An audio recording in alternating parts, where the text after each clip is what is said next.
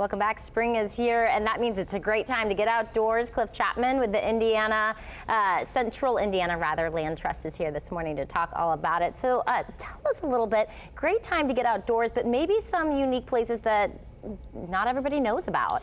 Yeah, I mean, Indiana's blessed with so many great state parks, and they get visited really well. But we have some wonderful nature preserves that aren't as well known, and this time of year, April and May, is really the best time to go visit. Nature preserve versus park, what's the difference there? So nature preserves really are about the plants and animals first, and many of them do have trails and are open to the public, but there's not going to be restrooms or facilities like that.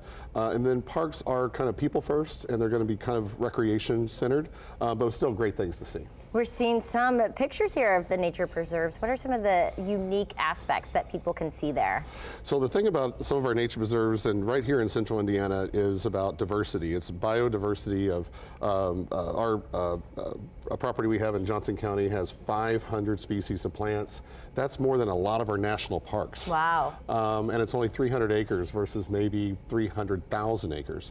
So you really see a huge variety of flowers that people from Europe would just be blown away because there's nothing there like what we have right here in Central Indiana. So this is kind of a gem that people might not realize that we have. What are some of these names of flowers? I didn't know them myself until you mentioned it earlier. Yeah, I mean, this time of year, I mean, there's like 4 different species of trilliums you can see, which are really just beautiful flowers, and Jack in the Pulpit, Virginia bluebells along streams like Big Walnut out in Putnam County. You can what's that one there? So that's a Jack in the Pulpit, which is just a really cool plant with it's supposed to be Preacher Jack sitting in his pulpit there. It does look like it. Yeah, it's just and there's just millions of those in our nature preserves here in Central Indiana.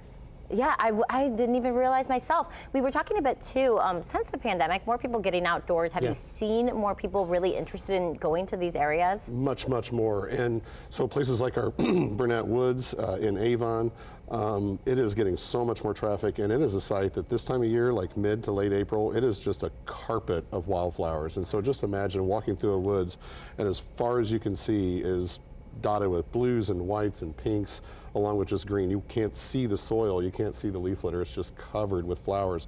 So yeah, I mean, our visitation is up, I don't even know, hundreds of times than what it was pre-pandemic.